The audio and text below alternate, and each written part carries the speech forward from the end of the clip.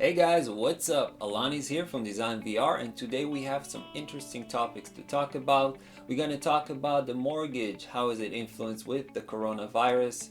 Also, housing right now, how many are being sold compared to before? How many are actually getting on the market? Do we have the same showing request? And we're going to see also how the real estate brokerage are being influenced and adjusting to the new situation. And we're going to finish with how realtors nowadays are adjusting and what are they doing to try to keep the business going. So let's get right into it.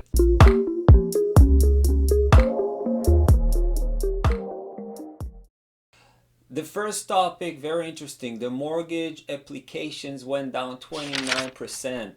That's the biggest decrease, and it's the lowest since 2009. So does that ring a bell? Also, the purchase index price went down by 15% compared to before. That's the lowest probably since August 2019. So again, it's not showing a huge difference yet, but we do need to keep in mind that we're in the heart right now of the coronavirus, and still people had like the contracts before, so we're not really there yet, but we still but we already see the decrease. So that's something to keep in mind. Now, something very interesting that is not all over the states right now, and again, I'm talking mostly in the United States. A lot of mortgage companies are not locking the interest rate. So right now the interest rate is at very low. It's again like it was 2 weeks ago. And if you want to go and buy a house right now, so let's say your mortgage is going to be, for example, 3.7%, the bank might, or the mortgage lender might not lock it for you for the closing. Usually closing can be about 2 months from now. So if you're signing a contract in 2 months, a lot of things can change. The interest can go up. So it's very something that you need to keep in mind when you're looking in a house to see if it's locked rate or adjustable, and they can just tell you before you're closing, because that's going to be a big deal in how much you need to put down and how much your monthly payments will be. Now to the second topic, how housing is already being influenced. I'm going to take some examples from New York. So in New York, we had in the previous March about 1,700 houses, probably a little bit more, were getting on the market. Right now, we only have about 740 new properties that came on the market. If we're looking at how many houses went under contract, we're about 430, which is about half than what it was before. So it's very interesting to look into that. I'm going to take now another example from Texas, and I'm going to talk about showing requests. Showing requests went down by 60% for homes in Texas. So we definitely see a big impact on that sector already in March.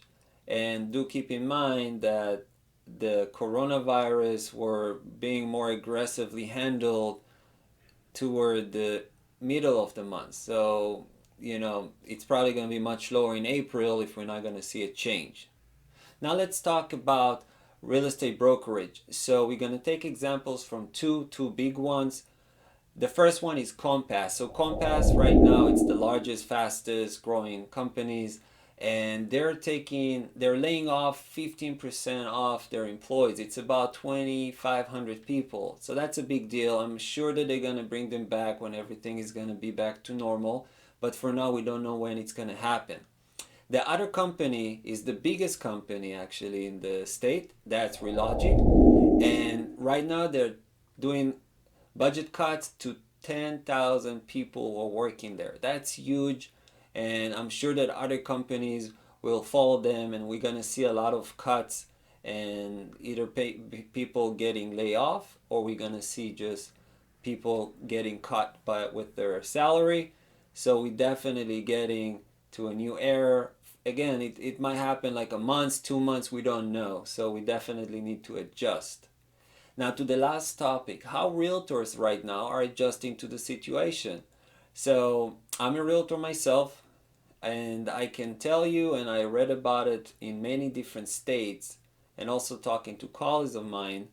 So realtors right now, first of all, they're usually not seeing their clients anymore. They're doing what you call virtual tours. So they are going to the properties, they're doing it on camera, and they're showing them the properties. So that's a big deal because the clients themselves, they're not there physically, and we don't really know how it's gonna in the long run impact, if we're gonna see much less contracts being signed, but I'm assuming it's gonna happen. The other thing is marketing. So people might right now are staying much more time at home, and they want to see how to be proactive with their business, and they definitely see less business. So they're working much more on marketing, much more or on social media, and to see how to expand on that areas. So we see much more people now on Facebook and telling their story, and to see how they can get more clients. And again, open houses, I talked about it before in previous videos.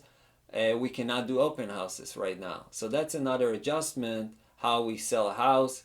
And pretty much right now, most of the houses, we just have to wait. I'm assuming I have a few listings myself. And for purchasing, I don't get as many calls. I still get a few, but not as many. Guys, I hope you enjoyed the video. If you did, please click the subscribe button and the bell notification to keep up with more updates about the real estate market.